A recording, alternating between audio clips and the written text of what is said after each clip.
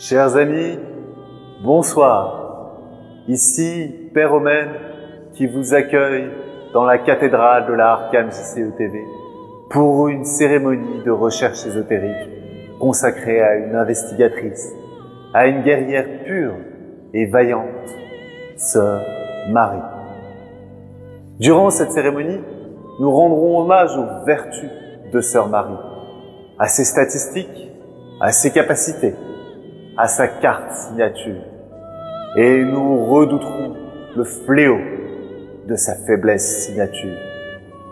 Ensuite, nous rendrons grâce à ces cartes qui vont bien chez Marie. Et nous ne céderons pas à la tentation des cartes qui ne vont pas chez Marie. Ensuite, nous prierons pour l'outsider, cette carte classeur qui, chez Marie, mérite notre pardon. Et nous terminerons par un cantique en l'honneur de Marie et de son deck building. Joignez vos mains entre elles. Nous allons commencer.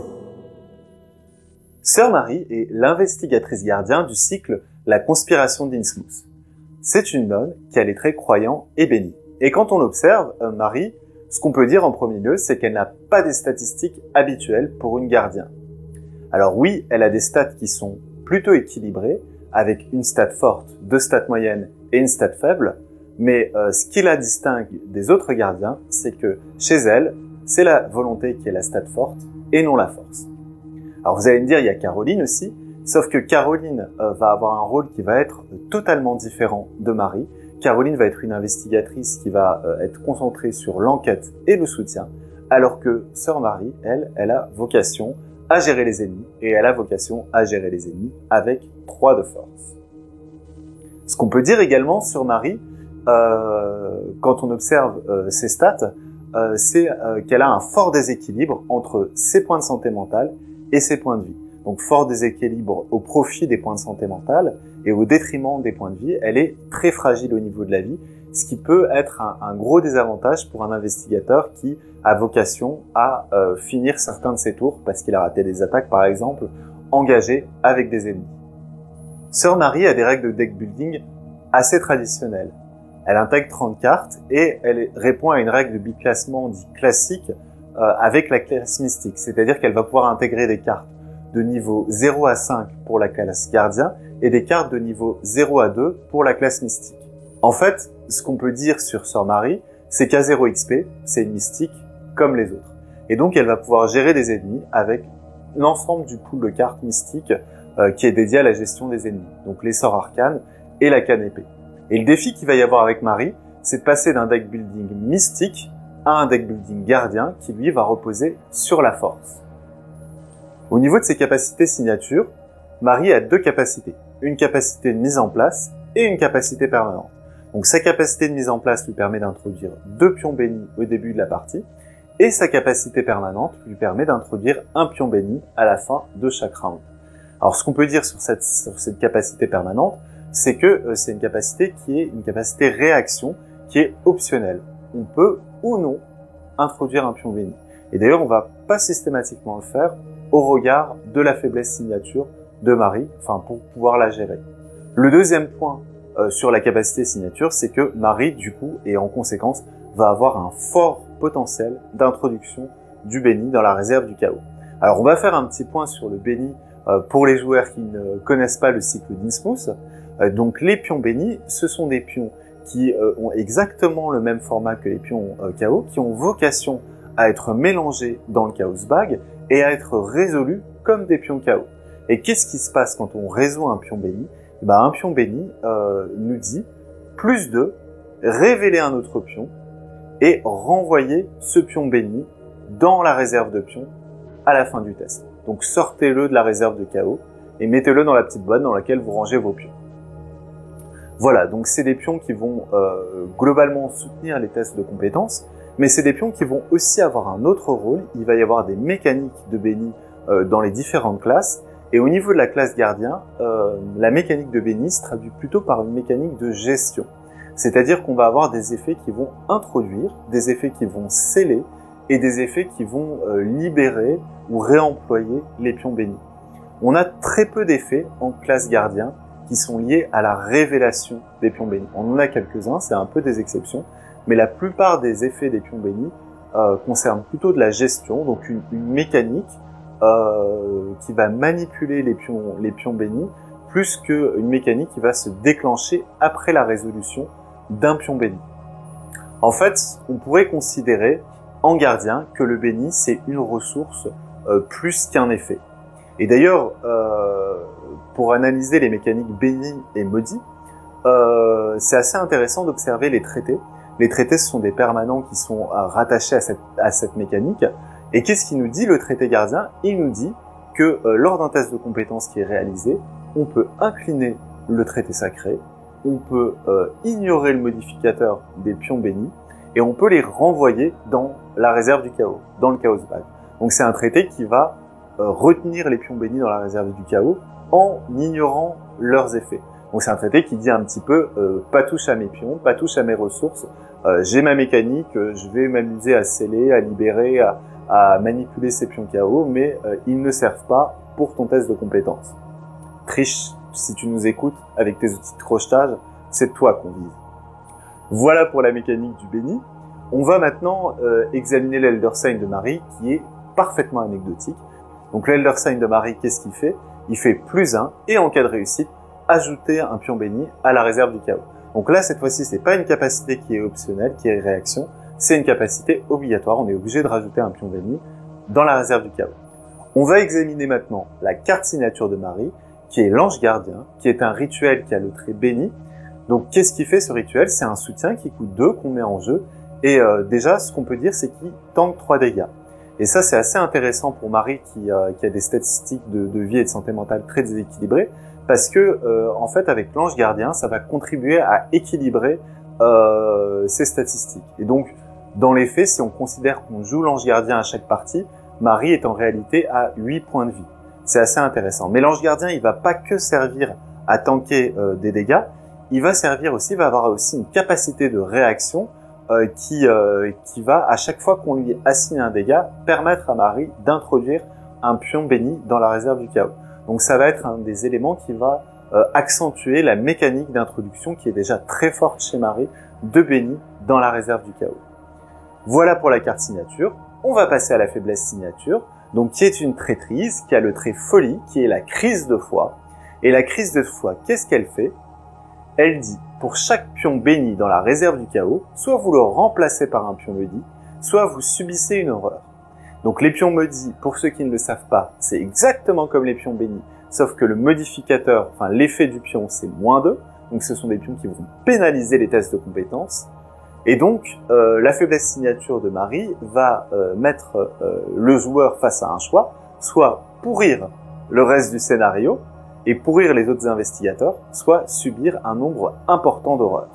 Voilà, donc c'est une faiblesse signature qui finalement est une faiblesse signature très mystique, parce que c'est une faiblesse signature qui peut avoir un impact sur le reste des joueurs. On a d'autres faiblesses signatures comme ça, on a celle d'Agnès, on a celle de Marie Lambeau, on a celle de Père Mathéo, qui ont un impact sur toute la table, et surtout c'est une faiblesse signature qui va nous mettre face à un choix, face soit au collectif ou à notre individu.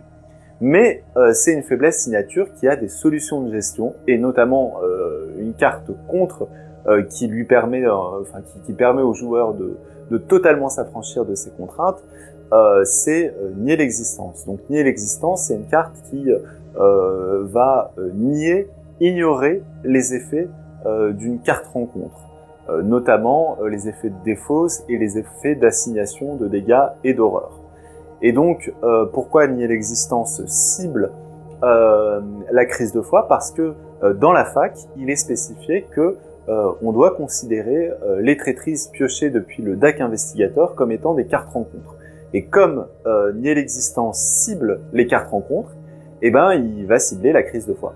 Voilà, tout simplement. Donc la crise de foi a un très bon contre, qui est nier l'existence, mais malgré tout, si on l'a pas en main dès le départ, ou si on l'a pas en main, on va être sous pression et on va être un petit peu à chaque round face au dilemme d'introduire ou non un béni, au risque de se prendre la crise de foie qui va annuler tout ce qui a été introduit dès le départ, ou alors faire subir à Marie un nombre très important d'horreurs. Donc voilà pour sa faiblesse signature. On va maintenant passer à l'examen des cartes qui vont bien chez Marie. On va commencer par une carte tarte à la crème, une carte à la crème. C'est une carte en gardien, quand on joue béni, c'est dommage de s'en priver, c'est la lance sainte. Donc la lance sainte, c'est vraiment la carte autour de laquelle la mécanique bénie va s'articuler. C'est une arme qui coûte 4 et 5 points d'XP, qui occupe 2 emplacements de main, qui a un trait objet, qui a un trait corps à corps et qui a un trait béni. Et c'est une arme qui va fonctionner avec 2 régimes. Le premier régime, on va l'appeler le bas régime, qui est un régime qui bonifie la force de 2 et qui inflige plus 1 dégât, et qui permet de libérer un pion béni scellé sur la carte, sur la lance. Et on va avoir un régime qu'on va qualifier de haut régime, qui lui nous fait sceller 2 pions sur la lance, et on aborde une attaque qui est bonifiée de 4 et qui inflige plus de dégâts. Donc, ce qu'on peut dire d'abord sur la lance sainte, c'est que c'est une arme qui est très puissante parce que c'est une arme non chargée, qui permet de faire des dégâts qui vont jusque 3 par 3, et puis également que c'est une arme qui va marcher sur une mécanique d'alternance entre le scellement des pions sur la carte et la libération. C'est une carte aussi qui est très pratique parce qu'elle va sceller des bénis. Et donc, elle va permettre à Marie de gérer sa faiblesse signature partiellement en retirant de la réserve du chaos des pions bénis et du coup en lui permettant d'introduire des pions supplémentaires en jeu. Ce qu'on peut dire également sur la lance sainte, c'est que autant le haut régime amène Marie à 7 en force, ce qui est plutôt suffisant aussi bien en standard qu'en difficile. Je dis pas qu'il faut pas attribuer de cartes, mais avec une force de base à 7 pour l'attaque, on commence déjà à avoisiner la médiane du Chaos Bag. Autant le petit régime, lui, nous amène à 5 en force, ce qui est aussi bien pour le standard que le difficile, plutôt insuffisant. Donc, un des défis des builds autour de la lance, ça va être de soutenir le petit régime qui va déstocker les pions bénis qui sont présents sur la lance. Voilà pour la lance. On va passer à une deuxième carte indispensable chez Marie. C'est une alliée qui est designée vraiment sur mesure pour Marie, qui est une alliée qui est très importante dans la mécanique du béni en gardien, mais qui l'est encore plus chez Marie. Cette alliée, c'est Nephthys. Alors Nephthys, c'est une alliée qui coûte 3 et 4 points d'XP, qui a 2 points de vie, 2 points de santé mentale, qui a une capacité permanente qui bonifie la volonté, et surtout qui a une capacité réaction et une capacité éclair.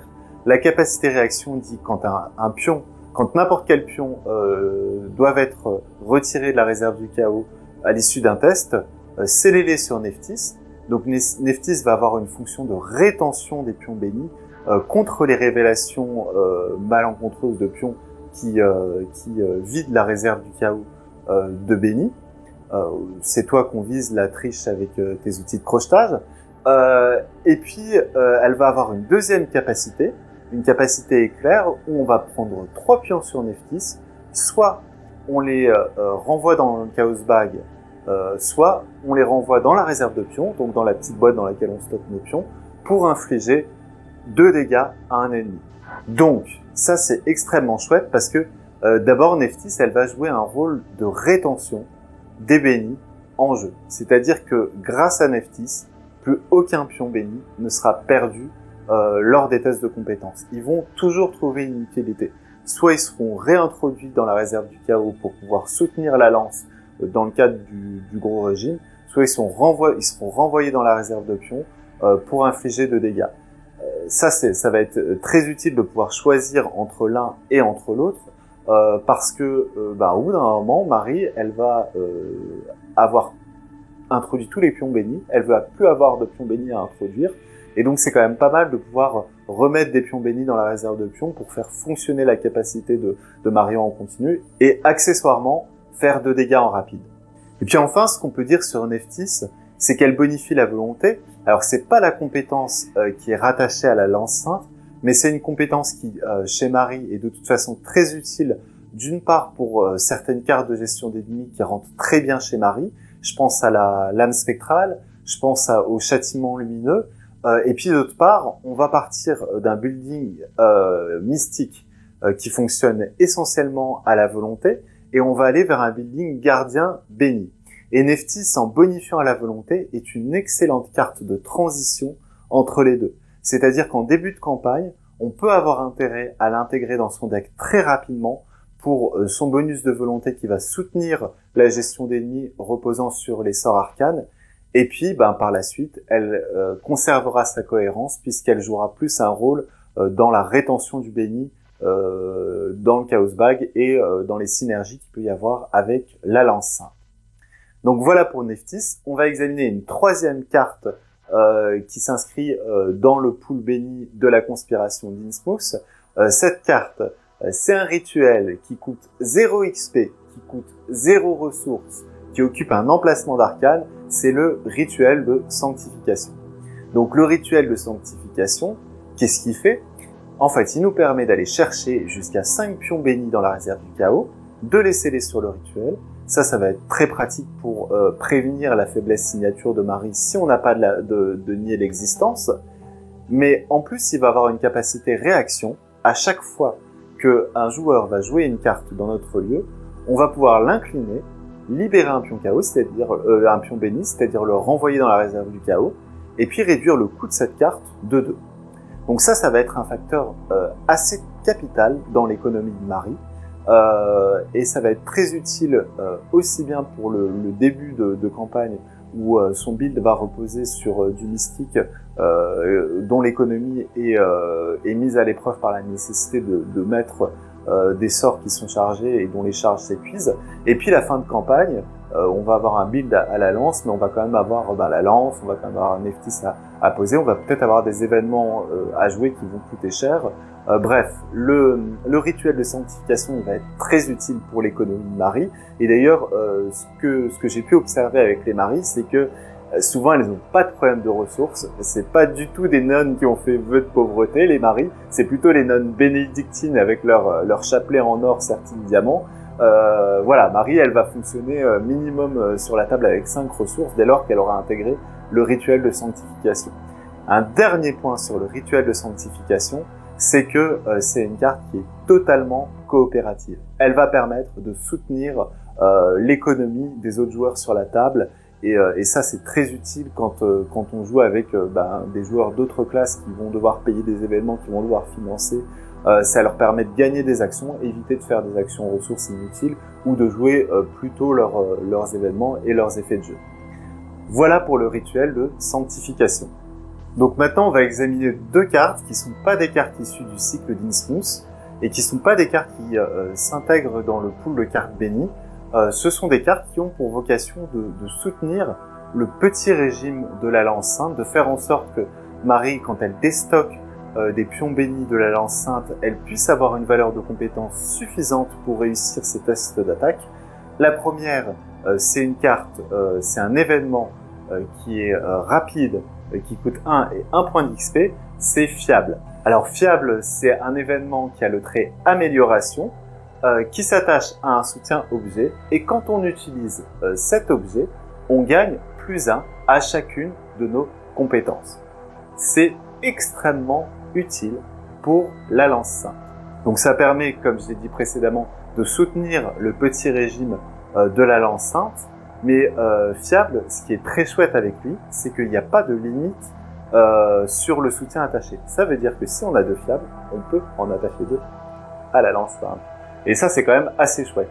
On a plein de trucs comboïdes, des tarots, des alliés, des machins pour bonifier la force. Là, on a un événement qui est extrêmement fluide, qui est pas cher, qui se pose sans action, et en plus, on peut en attacher 2, donc on peut bénéficier de 2 fois son bonus. Et cerise sur le gâteau, si vous utilisez l'événement Enchanter une arme, qui va très bien aussi avec cette idée de soutenir le petit régime de la lance sainte, donc Enchanter une arme, c'est aussi une amélioration qui nous permet, quand on résout une capacité de combattre d'une arme, de l'incliner et puis d'ajouter sa volonté à sa valeur de compétence.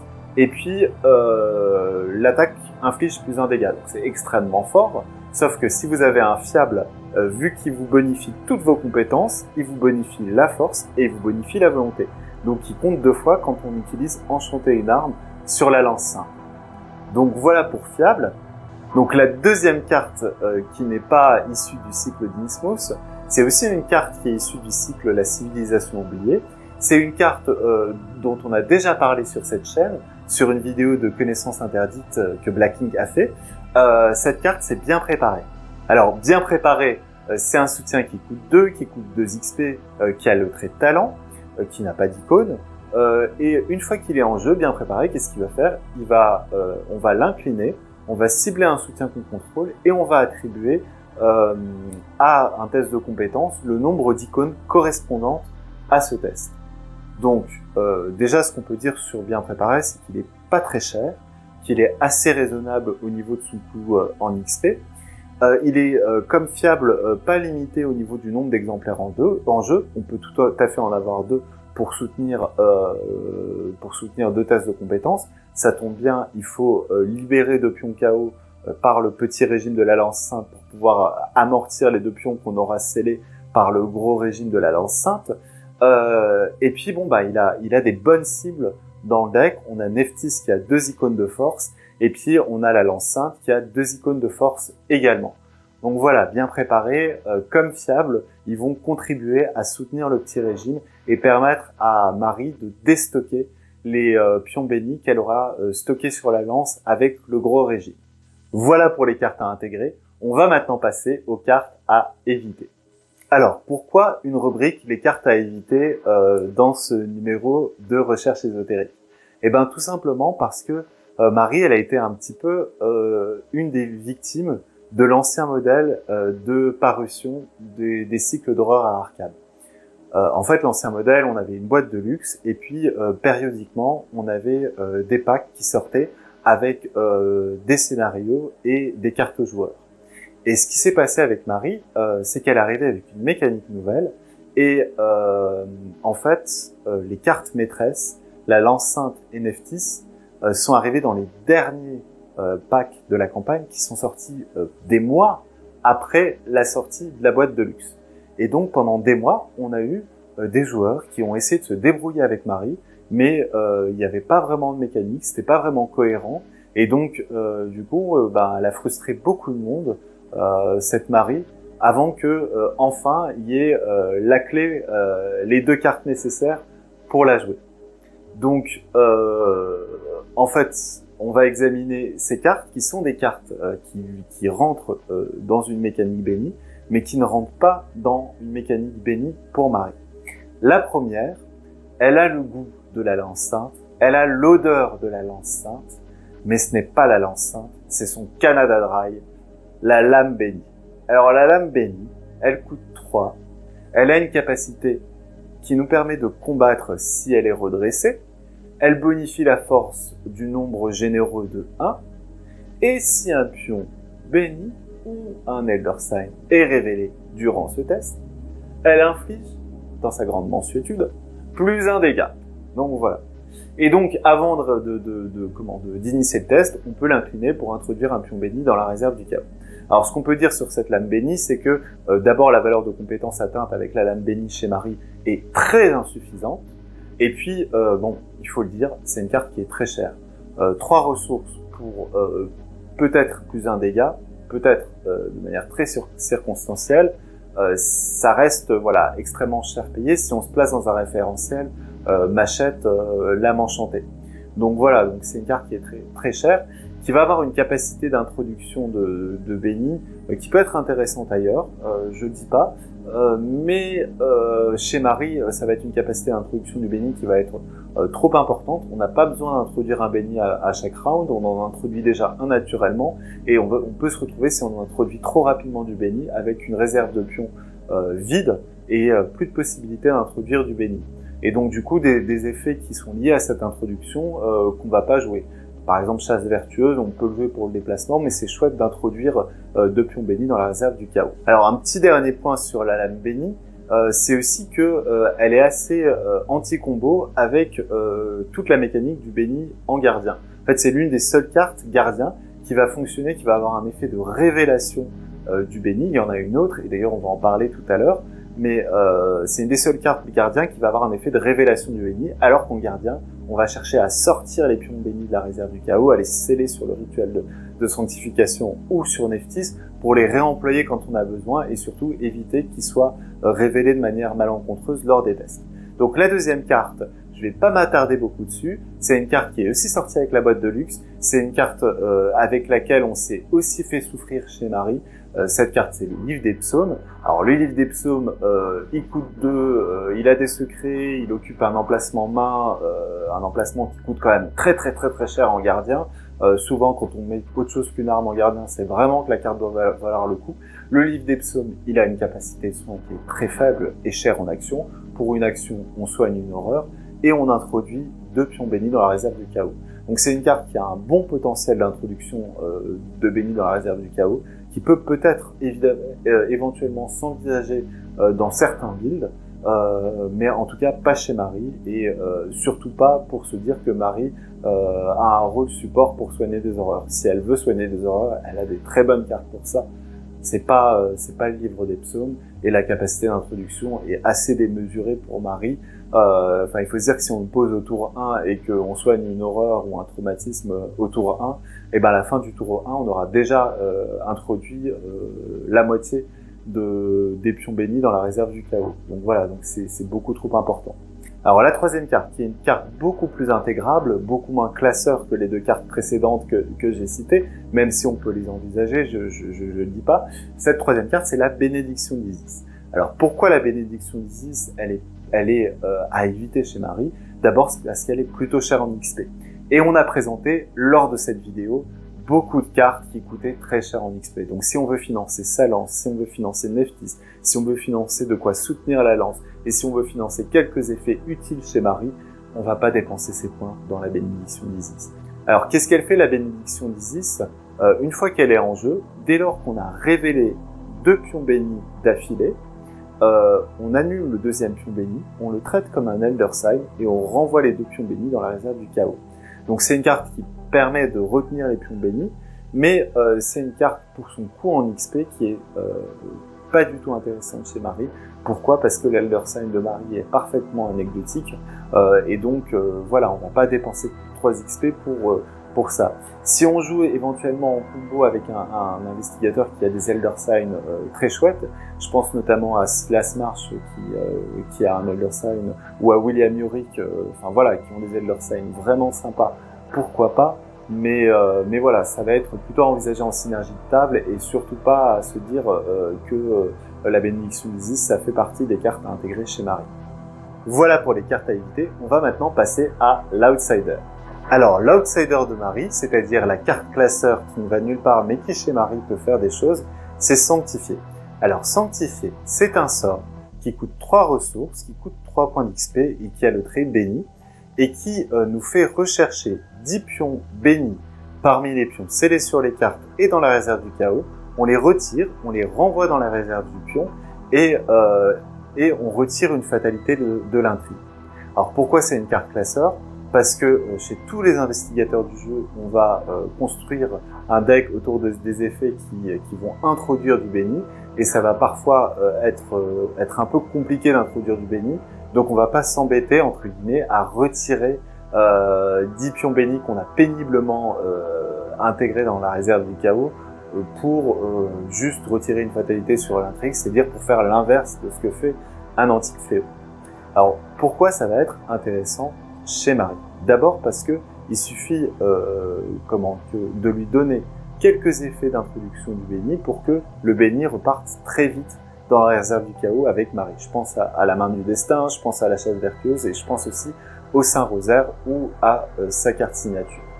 Et là où ça va être intéressant, c'est que chez Marie, vu sa capacité d'introduction du béni, ça va nous permettre de rebooter totalement le béni et ça va du coup nous permettre d'utiliser la lance sainte uniquement sur son fort régime.